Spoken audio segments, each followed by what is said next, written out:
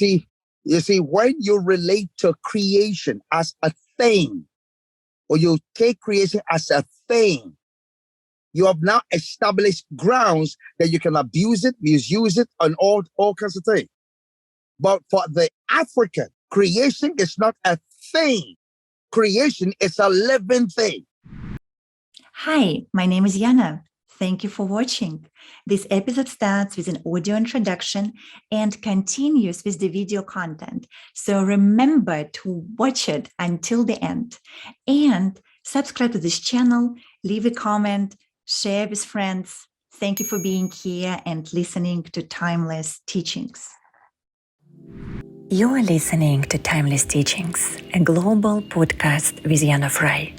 We talk about consciousness, human potential, and happiness in daily life. In this episode, we explore the rich history of African tribes and mysticism in Africa. Our guest, George Kwasi Owell, is an expert on African culture and history. He shares fascinating insights and childhood stories, as well as daily mystical practices and rituals in Africa. Despite the fast-paced development of technology, this episode reminds us to appreciate the timeless teachings and traditions of Africa. Let's welcome George. Okay, so my name is George. I have a long name, but I choose to kind of brief. George actually is George Kwasi Owell, and I live here in New York. I'm an African, of course. I was born in Africa, grew up in Africa for about 22 years, and I've lived in New York since. I'm very big on spirituality. I believe that, man is a spirit mastering the human experience. And basically, so I keep an open-minded. Basically, yes. Of course, I have come from the Judeo-Christian background, but at the same time, as an African, I so embrace my African roots with its spirituality. I do embrace that, yes, because that's my background. That is where I came from. I live in New York. You know how New York is. I do. I used to live there for 2 years, so I know how New York is. I said, good. So even though they call it the melting pot, I still choose to say, you know what? New York is a salad bowl. Everybody have their, unique and, distinct take on life. And you learn a lot, you meet a lot of people. So basically, hey, let's get a conversation going. Yay, man. I'm so happy to see you here, George. Thank you for coming on the show. And I love how you said that you are African and you're spiritual. And I would love to learn more about that. So tell us a little bit, what do we understand on the African spirituality? Well, Yana, I'm going to say it based upon my personal experiences. You know what I mean? I don't like going into the academia things because you have various streams of belief systems. South Africa, West Africa, even within West Africa, you have divisions there because we are all coming from the Nile Valley civilizations. Okay, so most African spirituality is very similar, from Senegal all the way to Kenya, from Kenya all the way to South Africa. It has similar. So back in the, let's say the ancient times, a person could actually travel from Senegal all the way to Kenya. They call it the Sahelian belt. A person could travel along that line and can easily go through all those passages without struggle because of the similarity. You know what I mean? And they could relate. Then you have the major tribe, which was the Bantu, or some say Bantu. Okay, and the Bantu was very huge, especially from East Africa all the way down to South Africa. So their spirituality is also very similar in their practice, in their belief system, basically. So Africa as a continent, I would say over time, it's been, I wouldn't wish use the word yang. It's been that double-edged experience. Mm-hmm. Why am I saying that? I'm saying that because in as much as Africans began to embrace the Western civilization and embracing the Western thought and embracing or becoming more westernized, as a result of that, what happens is this. A lot of the indigenous approach to spirituality started fading, started fading away. Yeah. I mean, of course, Judaism, which was possibly in the northern part of Africa. You're looking at Tunisia, Algeria, and those areas. Back in the ancient time, it was not what you see today. No, it was a different plane altogether. It was more of the indigenous people like me that lived in those areas. And so you had Judaism that was even in Morocco. Up to today, there are Moroccan Jews that are in Morocco. There are Egyptian Jews. Yeah, Tunisian Jews. They're all over. Now, when I say Jewish, I know most of us look at it only in the context of Israel as we see today. But the reality is this. You look at Abraham. Abraham was not a Jew. Mm-hmm. I got you there, right? Okay. Abraham was not a Jew. Abraham's lineage produced the Jewish people, but Abraham was not a Jew. Enlighten us about that, please. Okay. I like that. I like that. Like that, I can see. No, you see, contrary to popular opinion, Abraham is actually from the land of Ur, which is Ur, okay, the Chaldean. Now, in that region, they call them the Adiabene people. He came from that area where you had the, I forgot the name of that river. That's where Abraham came from, okay? With his encounter with, Yahweh, the gods of the Jews, Abraham now transitions, goes through his own transition, because it appears as you read the scriptures that this God had patience enough to sort of like introduce himself to Abraham in phases. Mm-hmm. And as a result of that, Abraham went through his own transitions, okay, to the point where in the ancient practice of covenant, through covenant, which was something that Abraham understood because it was a normal practice of his day. Any indigenous African understands covenant. We do understand covenant. Let's maybe just talk a little bit more about covenant for those who might not understand what it is, right? So let's just when we say covenant, explain the meaning of that. Yeah. All right, good. So when we say covenant, it of course is an English expression of it. But what we say covenant, it is cut, where a person and a person or an individual and a deity, all right, will go into some sort of agreement. And the agreement is sealed by blood. Sometimes it had various levels. When I say various levels, at times the blood is either sealed with the blood of a chicken, sometimes it's a goat, sometimes it's a cow, and sometimes it's a human. Yes, unfortunately, that's what it is. So it appears that Abraham himself went through various levels where this God introduced himself to Abraham. Now, to seal the deal, Abraham had to go through a lot of sacrifices. So every interaction or every encounter that Abraham had with this God, Abraham will what? Sacrifice. So it was more like a bloody thing. You could trace the streak of the blood. Sounds very bloody. Okay, very bloody. So as a result of that bloody, I would say, levels of initiations or levels or whatever, it comes to the part that Abraham now, it's more like, if I should say, the spinality was when he was requested to bring his child, his son, his only son. And then he obeyed, yes. And it so happened that it was actually a test, not an actual literal command to be carried out, but it was a test. He goes through that process, and then out of that, the same child who was about to be sacrificed, of course, is spared, and then he also go ahead and has children. So the Judaic thing was not known until the third generation, which is Abraham, Isaac, and Jacob. It was in the third generation that Judah actually the fourth from Abraham was born, and out of Judah came the Jews. Mm-hmm. Because out of Judah came King David.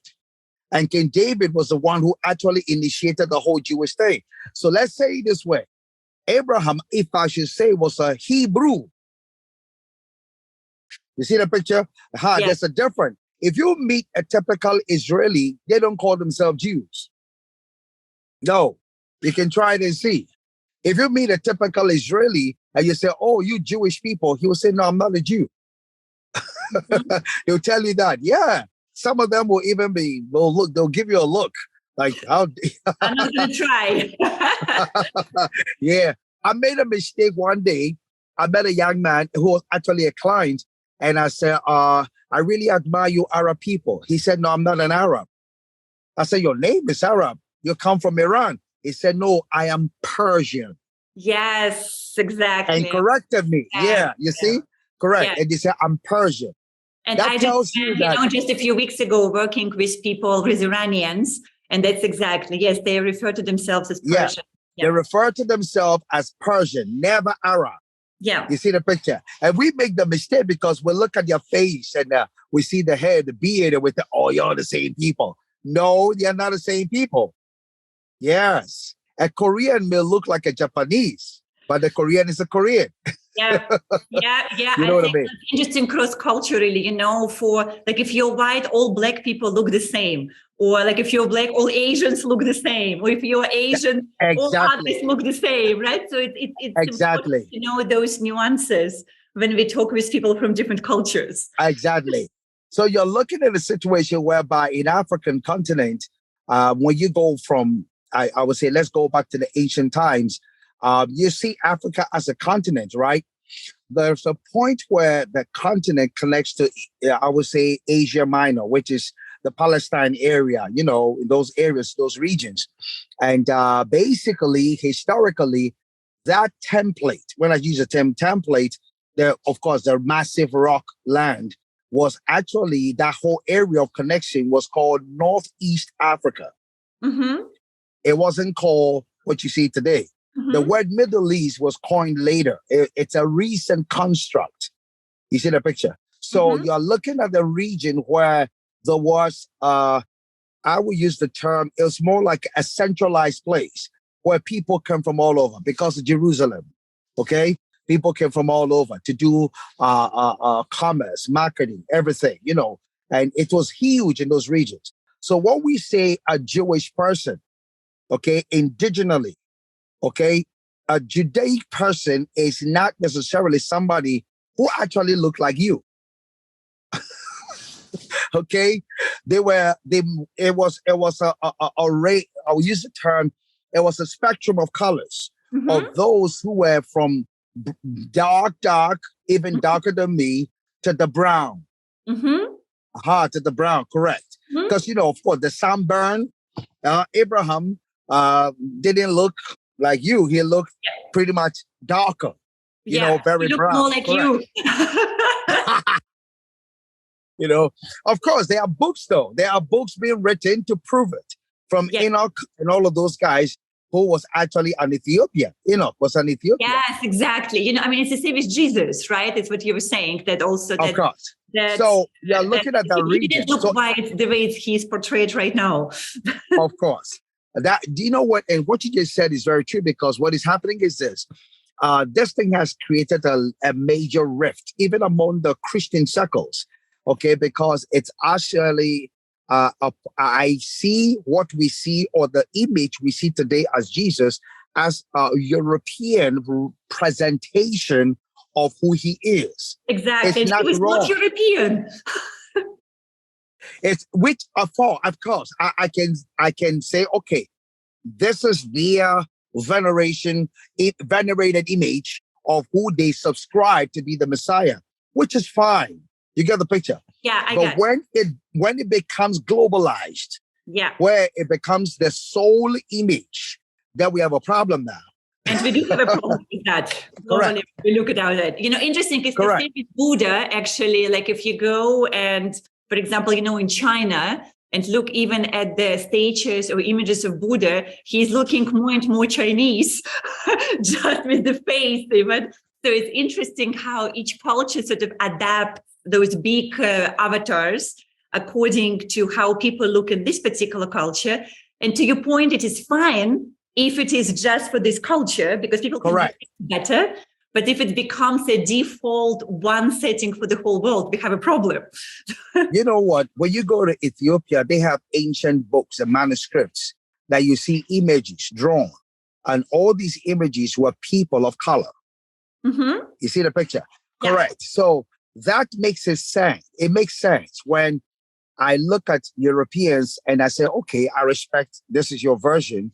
And I come to, let's go to the Syriac, or let's go to the Mar Thoma, which is actually in India, which is their practice of Christianity is after the order of Mar Thoma, which was Thomas, who was one of the disciples of Jesus. Ancient, very, very ancient.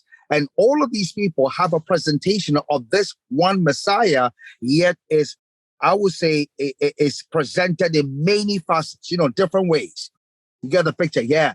And this is where I personally think that if, let's say, the missionaries had come to Africa with the idea of introducing the concept of redemption, but allowed the concept of redemption to play out through the cultures of the people, I think we would have been in a better position today than when it becomes an imposition, all right, where you are being forced. Of course, let's talk about the Spanish Inquisition, okay, where people were being asked to, correct. So if it was allowed, if they allowed the concept of redemption to play out through the cultures of the people and allowed them to identify, come to their own place of conviction and relate, that would have been great. We would have a field day, okay?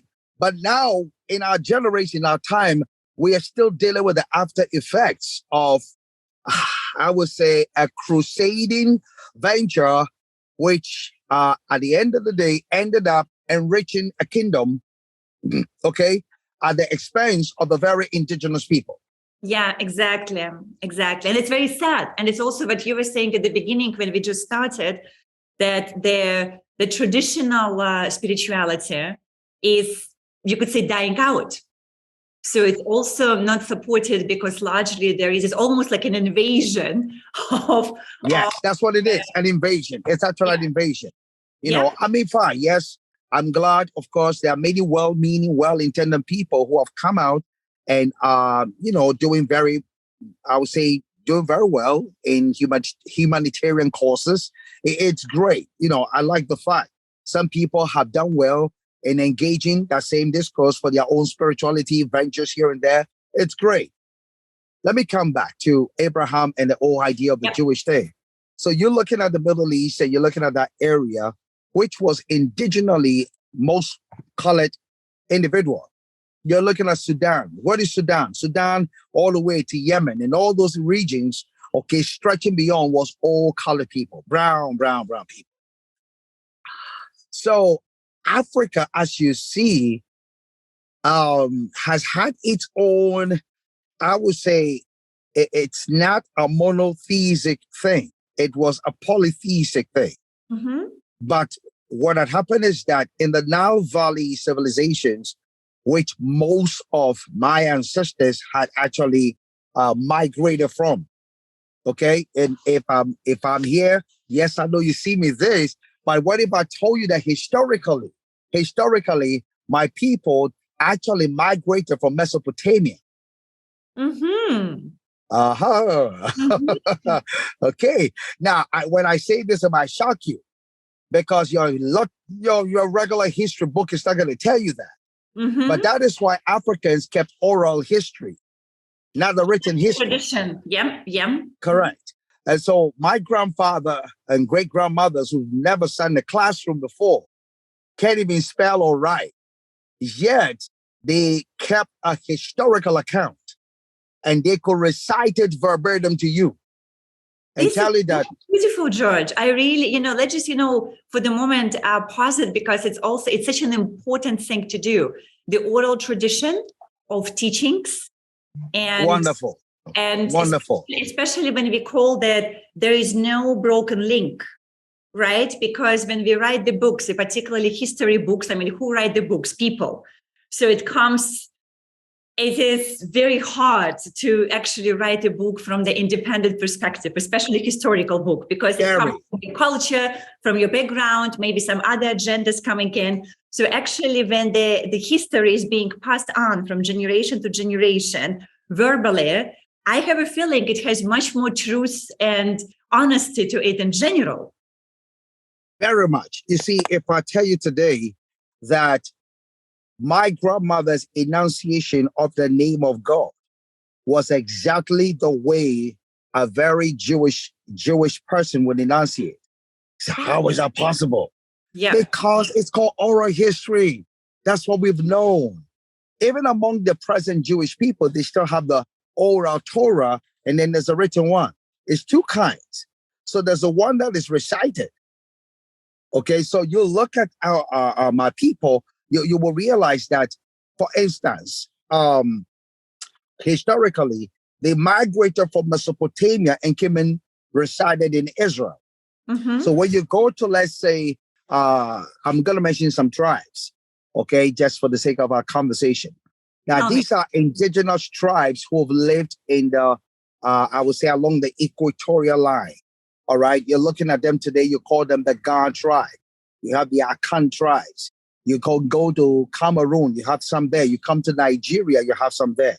All the way to Guinea, Senegal, Gambia. All of these places have all had a Jewish experience. All right. And they will tell you a story that they migrated. At some point, there was a major migration. So I'll take the Akans and I'll take the Ga tribes. Mm-hmm. They will tell you that they migrated from Israel. And it's something that is in their history, in their king's palaces. You go to the king's palaces, they have history there. Yes. But the history there, you may not find in your books per se. But you go to the indigenous people. That's why personally, I say Egypt is a great place to go. And I love the monuments and all of these things. But the main people who actually hold the history or the story, the narrative behind the monuments you see are not the people who are there today. They are the people who lived there and did migrate. The ones who, I would say, carried the vestiges, all right, are not those who are there today. Now we have scholarly people who've studied. You get the picture. And of course, all these archaeologists, I admire their work, and I think they're doing a great job on bringing history to our present. But the reality is this. I think personally that if some of these people would take the trip and visit some of these Nigerian and Ghanaian and Togo and all of these places and go to the kings, I'm pretty sure that they will have a much more richer content in their historical narratives about Egypt than what they have today. If I told you that there's a tribe right now in the very west coast of Africa that has a throne that the king sits on, and it has Egyptian hieroglyphics on it. Aha. Okay. You see, it makes a difference, right? You see that it has Egyptian hieroglyphics, and they will tell you straight up that they came from Egypt. And they even, I'm going to surprise you here. This is the only tribe that practices a festival yearly around the month of August. And when they are doing that, they would actually reenact the Exodus. Yeah, it's strange, I know. But that's what I'm saying, that I love this platform. I'm glad to have you invited me. And I'm sure that this knowledge is going to go, because you see, a lot of people don't, I will use the term, maybe are not that critical minded into questioning things. Because first of all, critical minded, it's more when you look for truth, right? I think it doesn't necessarily critical, but I think it's exactly actually what I wanted also to say to our audience, just to your point, George, that whatever we read in the books or what, people tell us, even in the school or universities, and how do we know it is true? So unless actually, we ask the questions, and unless actually do own research, you don't really always know what is truth. And it's to your point. Yeah. It's so important to go and actually talk to people. So my Yeah. encouragement for the audience who is listening or watching, that if you have questions, if you are curious, if you really want to get to know something about particular culture or aspect of spirituality or mystical school or anything about how human being is created, and go talk, to scientists, go talk to mystics, go talk to teachers, go to Yes. historians who know really well what happened. You know what? That is brilliant. Check this out. This is where personally, I know I swinged a little bit, but it's worth talking about it. Tell You me. see, this is where I tend to say the African, okay, had a knowledge about creation, about origins. There were African mystics. Mm. Aha. Okay. My grandfather on my mother's side was a mystic. Tell us about Okay. them. Now you got me even more curious. Yeah, my grandfather was a strong mystic. It might shock you. I'm sorry, but I have to put this news out there. Please, But- please get it out. There's nothing here you can say will shock us. At least let's Okay. try. Let's try, okay? Let's try. All right. So my grandfather, right? I was such a curious child.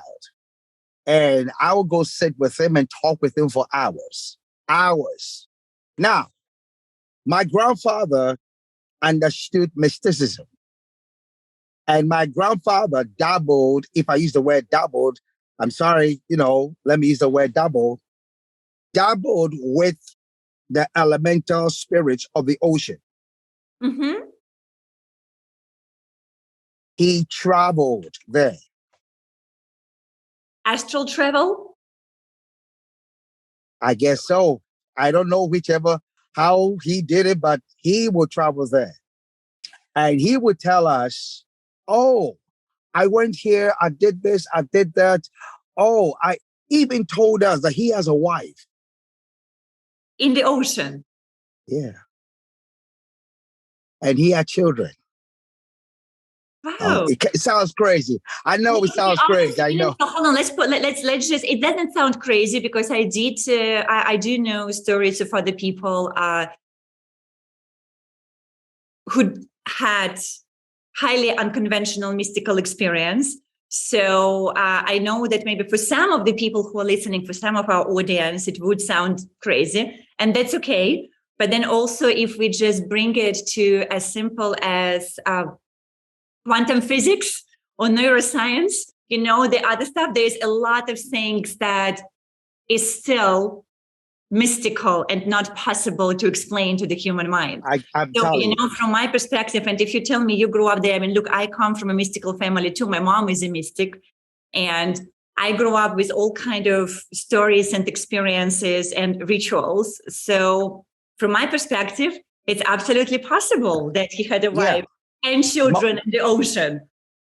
You see, my grandfather. And the amazing thing, when he was about to die, I was home with my mom. He came home and said, hey, the people said my time is up. I need to come quick. Within 4 months, he was gone. He was dead. Okay. So he knew. So he knew. Now, most African fetishism is a mystical thing. It's a mystical venture. So when we use the word mystics, all right, unfortunately, when an African is practicing his mysticism, it is seen to be devilish and demonic and satanic.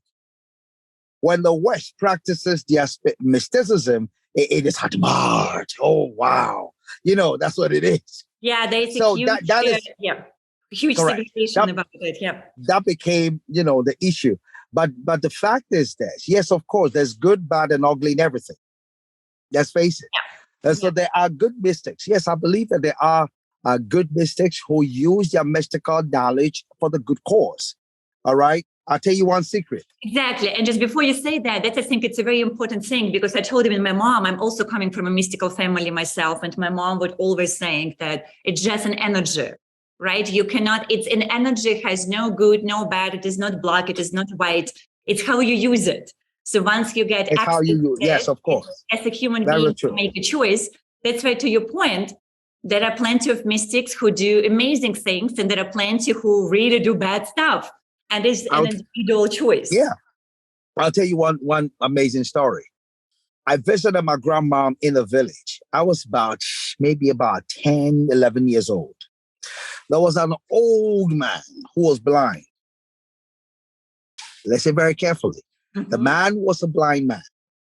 But the man goes to the forest at night. He was a herbalist. He goes and he talks to leaves and trees. And that was how he got his herbs to come and cure the people in his community. He was a blind man. Now the question is this: how does he go to the forest? Oh God, he needs some stay. Somebody should go with him. No. He goes in the forest by himself. Yeah. Which goes to prove the fact that sight, when we use the word sight, it's not necessarily this. Yeah, it's beyond not this. It's not necessarily eyes. Has been so chances are that he was much developed, okay, to take sort of like, if I should say it this way, his spirit man hosted his body, faculties of his body, and could take his body along to go to the forest, talk to the leaves, interact, and come back home. Now, of course, how do you explain this? Maybe today, quantum science may have some sort of explanation to it. You get the picture? I don't think so. Probably not yet. I don't think that can explain any of those things yet. And that's why, again, I'm just, it's like an invitation to people who are listening, because we have all kinds of people also who are listening to us. And for someone, some are practitioners and teachers. And for them, they would be, I understand, I practice. Some people go, wow, this is like, fairy tale. And they go, I know. Well, maybe for you it is a fairy tale, but I would still encourage to keep the mind open. And what if it is not?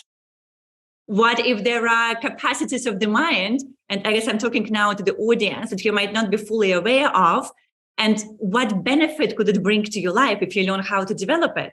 And I just feel, to your point, George, in your culture, and in general, the whole African continent has incredible deep knowledge and experience about mystical practices. Of course, like I said, some use it for the good cause and others use it for the evil causes. And so, of course, it's like this whole yin yang thing, good, evil, thing going on.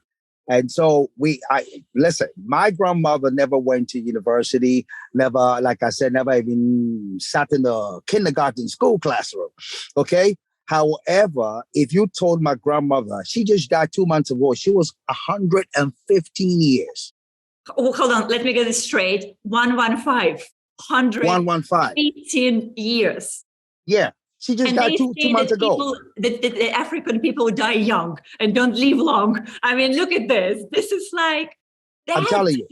So my grandmother was 115 years old. I'm telling you. They say what? Yeah. Knock on wood? Okay. So check this out. If you were sick and you came to this woman, she knew what to go to the forest and pick, pop, come home and will crush and create its own, herbal concoction for you. And within an hour, you'll be walking around like nothing happened to you. Wow. You see the picture? So all I'm trying to say is this. When we say African spirituality, it had the spectrum was huge. Because you're looking at the elements, whether it was the fire, the water, the earth, and the winds, these people had understanding. And they had knowledge to interact with elements to the point that, for instance, my grandfathers knew how to talk to rivers. Because to the west, a river is a thing. Oh, this is where it got me and Tahira in a conversation. Yes, and the thing is that you see, when you relate to creation as a thing, or you take creation as a thing, you have now established grounds that you can abuse it, misuse it, and all kinds of things. But for the African, creation is not a thing. Creation is a living thing. Creation is a personality. And so the African looks at the river and looks at the river as the river is a person. That is why we have female rivers and we have male rivers. Wow, I didn't know that. That's also Oh. new for me. Stay with me, stay with me, stay with me. We have female rivers and we have male rivers. There are female trees and there are male trees. Everything you see on this earth has the feminine principle and the male principle working in it. Hmm. Yeah, because you need the two to come together to produce. Exactly. And what you Correct. say is you just see that in nature also in a very direct manifestation. Go to the ocean depths and you see the same principle working. Where you see there's two things going on. So there are female trees, there are male trees. So when you look at creation like a thing, then you will abuse it and misuse it. But the African, okay, will go to the forest and have understanding that this is that, this is that. So they knew how to relate with nature and creation. And you can never do that unless you were a mystic or you had mystical knowledge and understanding. Because globally speaking, I would say, if not, almost all mystics would never in any way abuse creation. I would totally agree with that. Yes, Because they had, because they have understanding. They have understanding. And so for us in Africa, the spirituality was that it started with the fact that there is a source. Some say God. We call it creator, all of that.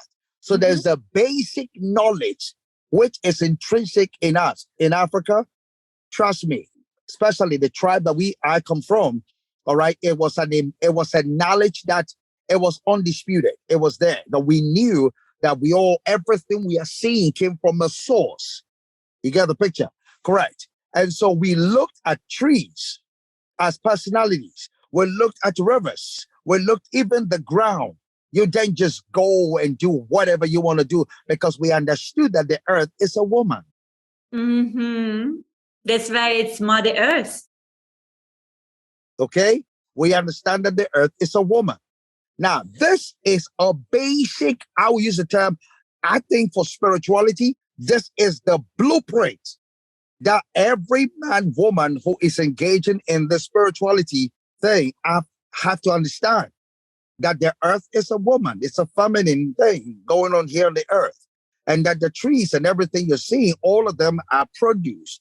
And all of them are personalities.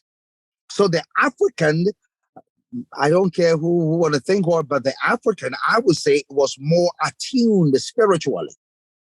That even in the night, I'll say this, it might be a little surprise, but most Africans will not whistle in the night.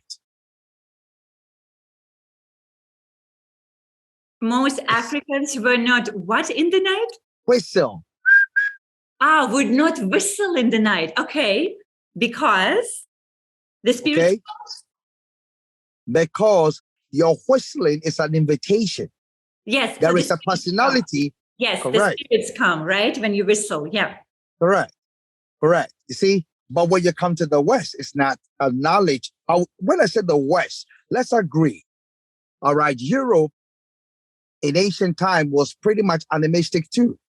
Mm-hmm. All right. I don't care whether you're from Russia or you're from Poland or wherever. They all had animistic, perception, approach to life. They understood things. You go to Netflix today, you are seeing a lot of movies coming from European history, narratives where you are seeing people or individuals who were practicing these things that we're talking about. Yeah. You'll see that, wow, Europeans were very, very animistic. You come to England, you have the Druids, and all of these guys. They were very powerful men. They were mystics. These are mystical people. They understood mysticism. Okay. Then you come to the church back then. Okay. St. Patrick and all of these, Catherine of Siena, Madame Guyon, and all of these people. These were powerful mystics that were from Europe. So Europe is not anti-animism like how sometimes it is, or it was at some point portrayed to be. You get the picture. But now we're seeing a revisitation where people are going back to their ancient roots and pulling narratives, okay, of their what, of their spirituality and bringing it to the present and showing it on the screen. And it's also about time. That's the other point. It's about time. To all this conversation, how incredibly conditioned the society is, and how everyone, has been put in a very specific narrative. And so now people, we see, if we can use this word, right, sort of waking up, but in a sense, just becoming more aware of who they are and who they are not. And as a result, of course, they would go to their culture and try to figure out what's happening with their ancestors. And, to, again, people who are, for our audience right now, if you have grandparents, for example, that are still alive, go and talk to them. We don't do it enough. Hold right? it there. You know what? This is something that up to now, sometimes I weep because I would have loved grandma to be alive today. Yes. I would have loved because this is why in Africa, when a grandmother or a grandfather dies, we say a library is lost. Wow, this is such a beautiful way to acknowledge it. Correct. Because a grandmother was not just a grandmother like, oh, grandma, no, it was beyond that. Okay, in my culture, a grandmother was deified. Deva. Deified. Like a deity. Deified, yes. Mm-hmm. All right. Okay, grandmothers and grandfathers are deified, literally.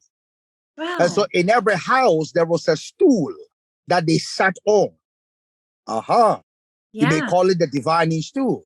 Yes. We don't put our grandmothers and grandfathers in some nursing home and no, we don't do you that. Basically you like you worship them in a way, like in a conscious way. Exactly. We adored grandmothers. Yeah. When grandma came to the home, you felt secured because grandma was not just a library, but grandma was a mystic. Yeah. I tell you one story. This is so beautiful. What'd you say? No, it's so beautiful. So yeah, tell me the story. Okay, so I remember the age of I think I was 6. Yeah, 6, 8. And we had a house helper who died. We didn't even know. She died, and the next day, when she was dying, my father had traveled, and my father had given keys to her. Because, she lived with us and stuff, because my mom was busy. So she basically was given the keys to, make sure everything was fine. And she died. She died in the night. Check this out. My mom is sleeping in her room, okay? And either whether it was an operation or whatever, the lady came to the room and said, Ma, this is the keys, and dropped the keys. And then went back. So my mom gets up in the morning and it's like, oh, she came to my room and gave me keys. And my mom was getting ready to go to work. So my mom goes to her room and knocks the door and say, hey, get up, let's go. And she was like this. Long story short, took her to the hospital. They pronounced her dead on spot.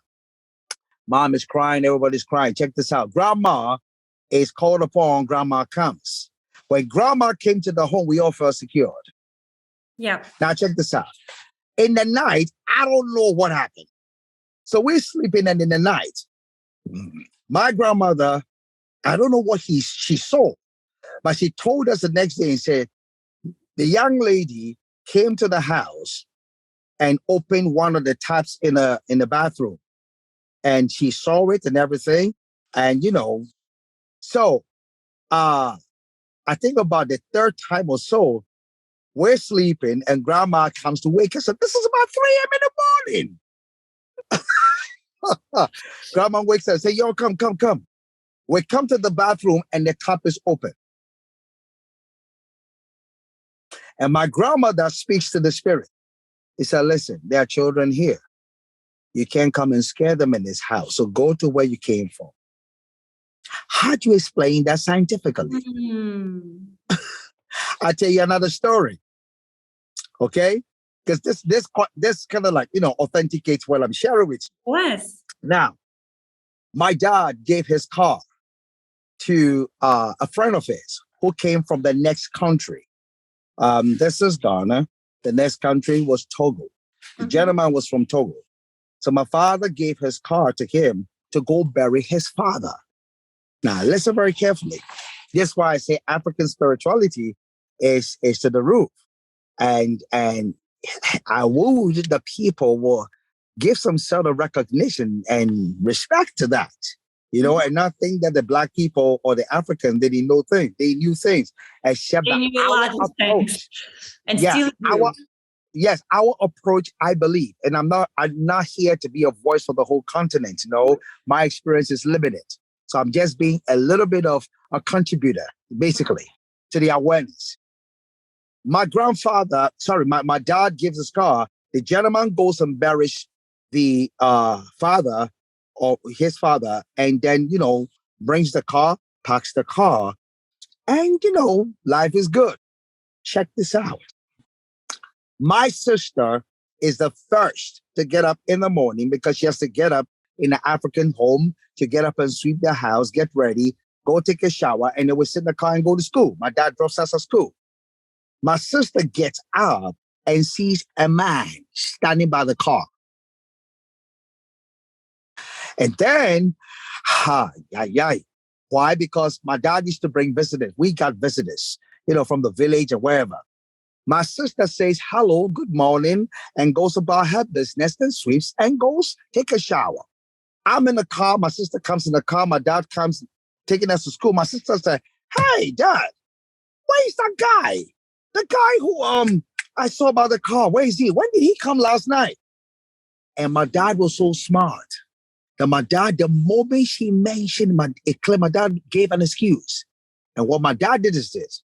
My dad goes 3 houses down the line because there's a man there who comes from that tribe.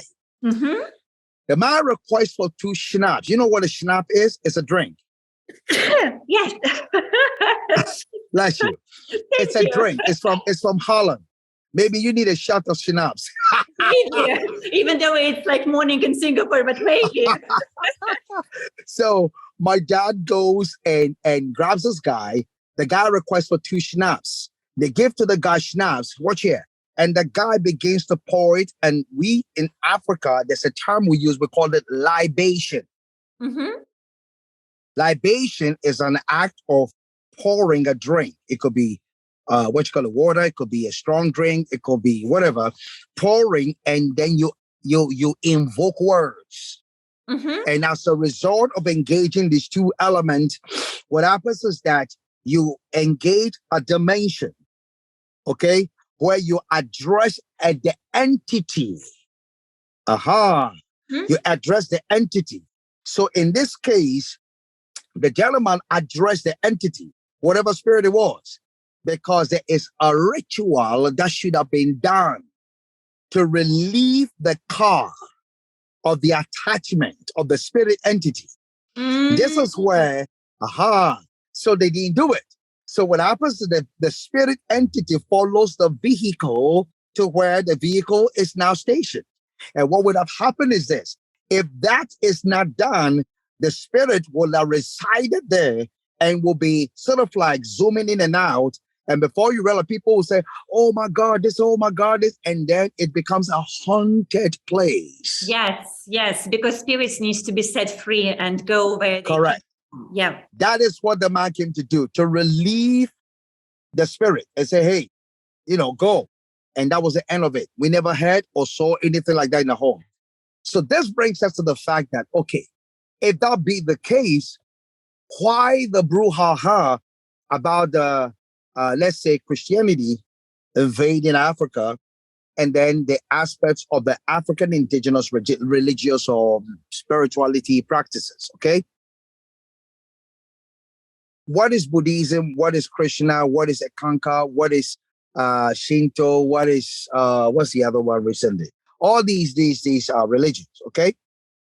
You come to Africa today, there are Africans who subscribe to some of these Eastern religions. Yes, they do. Yes, it's a lot. I know Ghana, right? I mean, Ghana is largely Christian. Ghana is Ghana is a liberal country. Mm-hmm. It's a religiously tolerant country. And so the freedom of worship is there. Okay. I knew of Akanka, Hare Krishna. I had a school matrons who were Hare Krishna. And my chemistry teacher was a third eye Buddhist. Yeah. Okay. And I remember I'll go to his house and his gohonzo will be there. I will go there and I hear him chanting. Sometimes he can go into it. Sometimes there'll be about 4 people and they'll go into it for like 3 hours and hours. Yeah. Yeah. My chemistry teacher was a very ardent Buddhist, person. And then we had other, practices that go on. So the campus that I was a very spiritually charged environment. Mm-hmm. Mm-hmm. You get the picture, yeah. But George, I'm just also mindful of the time. We are coming to an hour soon with our conversation. Oh, sure. Wow. Well, I know. I mean, it's like, I feel we need to have like a part 1, with you to go deeper. And just maybe in the final last few minutes, I would like to just ask a few more questions. It has been fascinating listening to you. The story just fascinating, everything, and with your grandparents and how you grew up. And what I'm curious about, so what is then happening in time, which is now, and what do you feel will be happening for the next generation? Like for those who are being born now. That's very interesting. Right? I mean, are they able to preserve the traditions? Are they knowledgeable enough and experienced? Or they're becoming too westernized, whatever the Western world is, right? Are we keeping this? Like, are you practicing yourself? So those kind of questions, like where are we heading with this? Okay. It's a yes and a no. I'll tell you why. Mm-hmm. Most of the elders are dying. Okay. And that generation is passing away gradually. What is happening is this.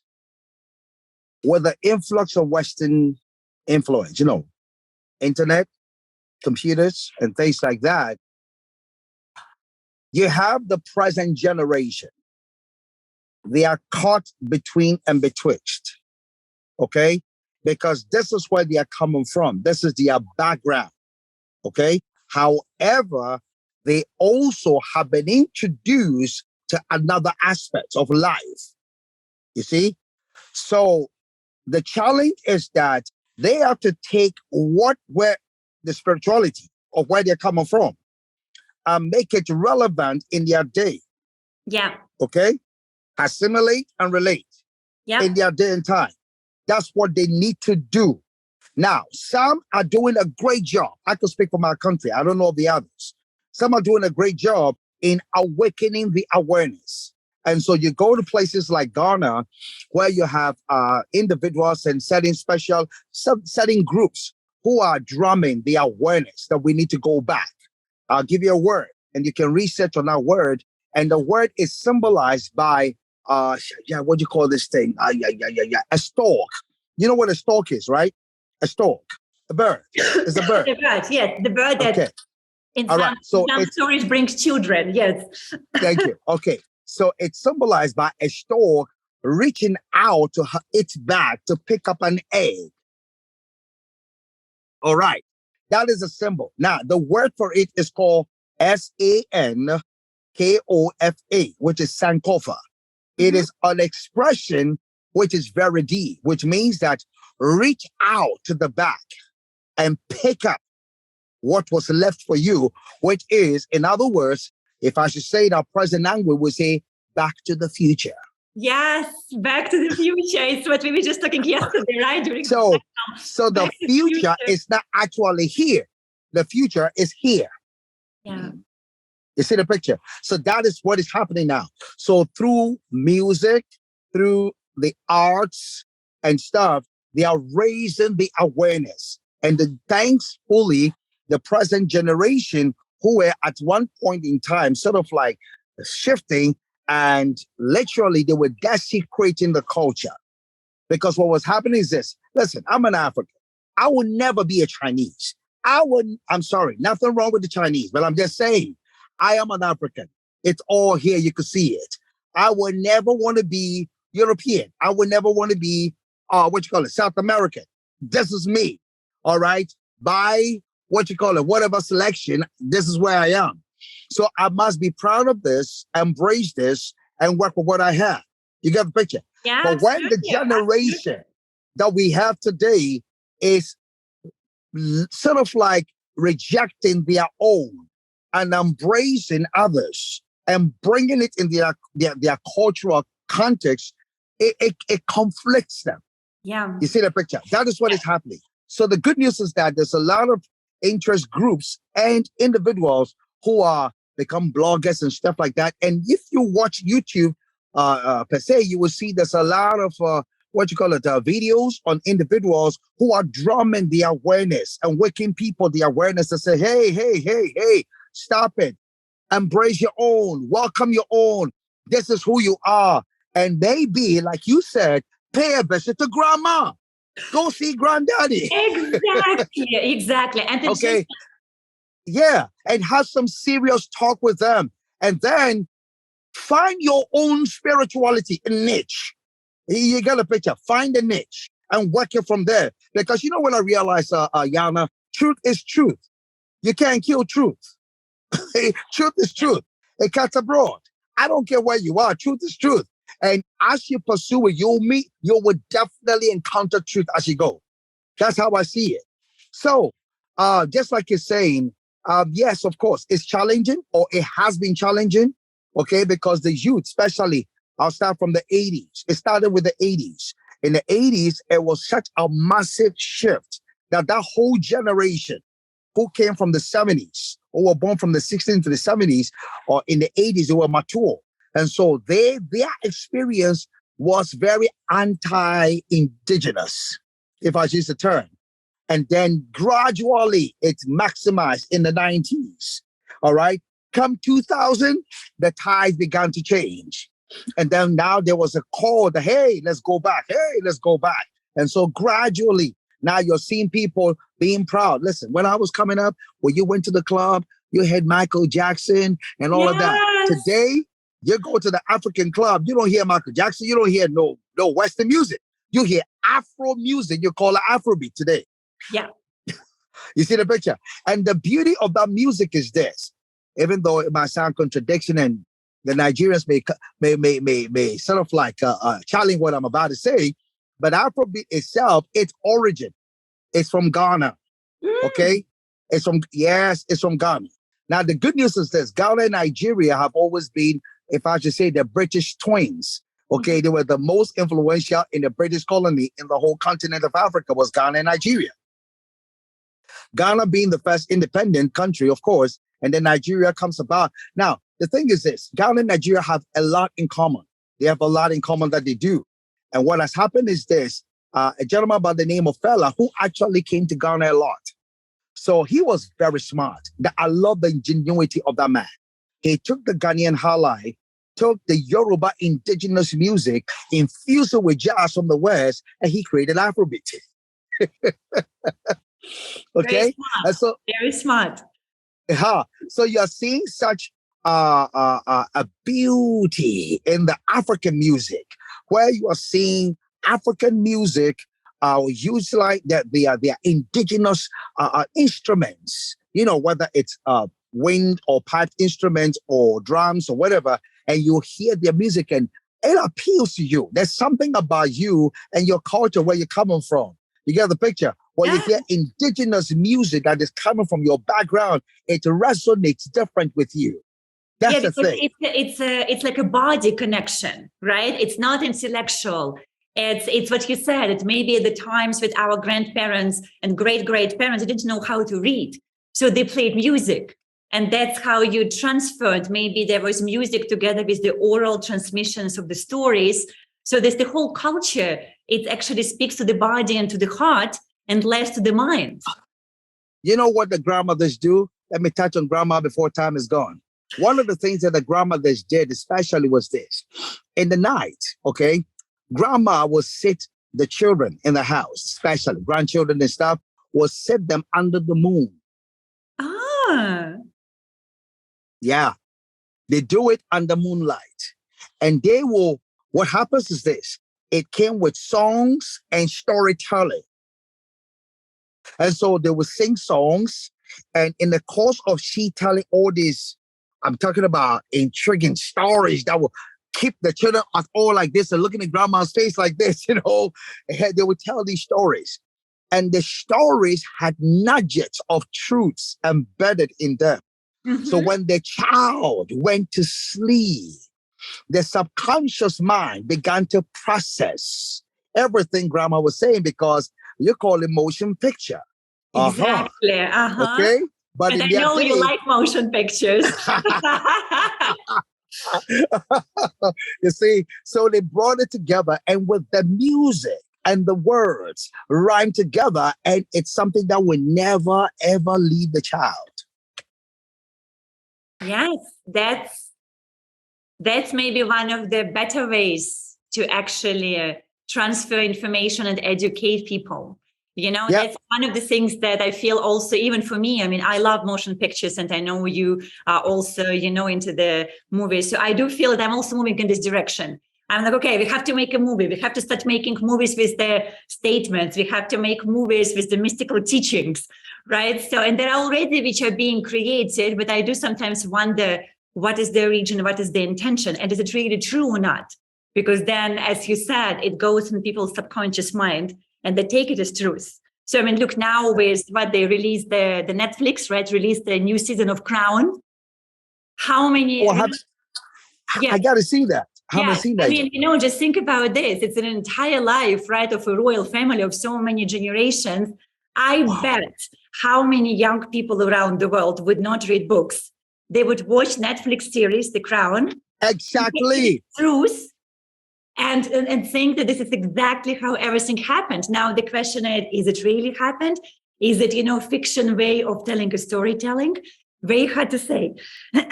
So, you know, but You that's see why what? I feel, yes, maybe, you know, maybe we should also move, let's move into movies, George. That's my point.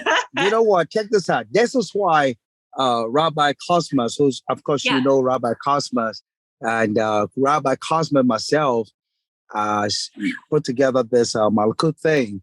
And it is a movie industry that we have created. And the purpose is just for this, you know, that we can tell stories from that, you know, from that side, you know, from our own perspective, basically, you know, and tell, yeah, you know, Exactly. where we create our own, tell our own narratives, you know, Yeah. and utilize all that we have. Because the beauty, I'm not here to promote Netflix, but I think Netflix is one network that is very diverse. Yes, with content. Very diverse, Yes. correct. I love to watch my Indian movies. Oh yeah. I love me some Indian movies. I love it because you know what? You know, Indians are very, I'm sorry, my Indian brothers and sisters, but Indians are very African. That's a good one. Correct. Because when I look at their movies and how their culture, I so admire it. How they have respect. They'll touch the feet of the grandmother or the grandfather. You know, and that is respect. You come to Nigeria, they have a way of prostrating on the floor to show. Listen, man, I'm sorry to say this, my brothers and sisters from the South, from the West. You see, these indigenous people have a better understanding. You know, yes. So I appreciate Indian movies. I appreciate, you know, I'm seeing Korean movies. I'm seeing all these kind of movies. I'm saying, wow, go Netflix. It's very diverse. And I'm looking forward to work with them. I'll be honest with you. I'm looking forward to work with them. Okay. Thank you so much for being here with us. I mean, it's amazing. I enjoyed talking to you. myself. And I think it is just the beginning, and we could definitely continue, and let's find a way to do this. And to our audience, I just would like to say that maybe if we can talk about, remember the call to action, right? So just to summarize everything what we discussed, go talk to your grandma, go talk to your grandpa. And especially if you're a person like me, who left your country of origin long time ago. I mean, I left 20 years ago. I was born in St. Petersburg.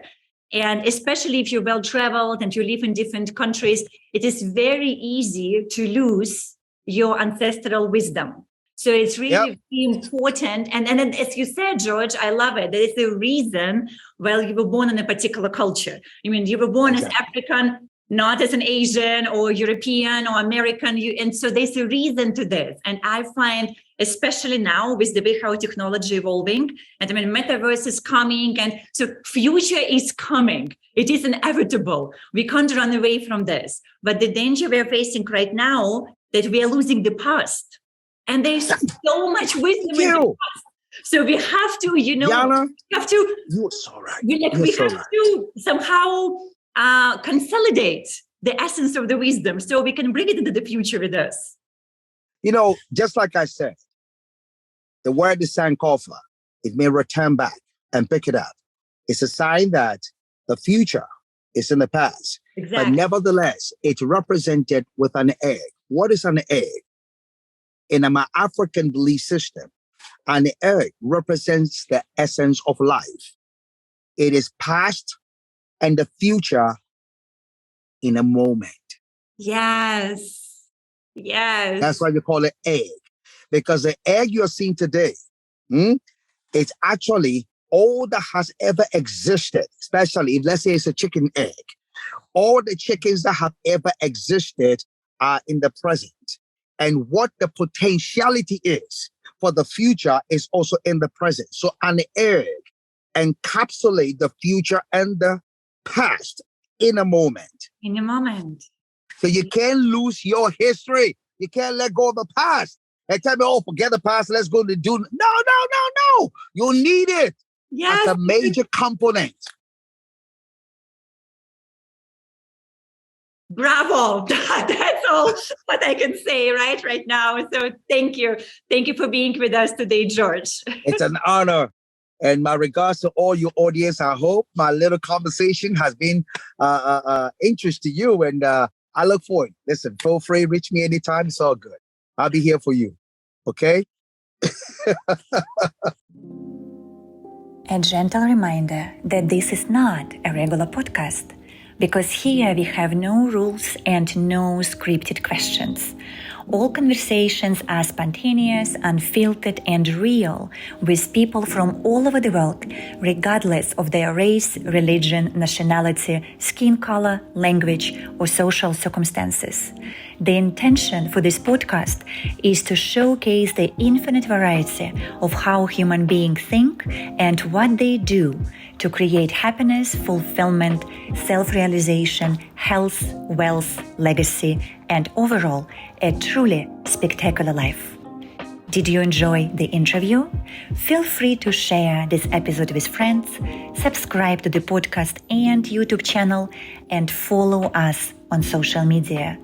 And remember, you are the master of your own life.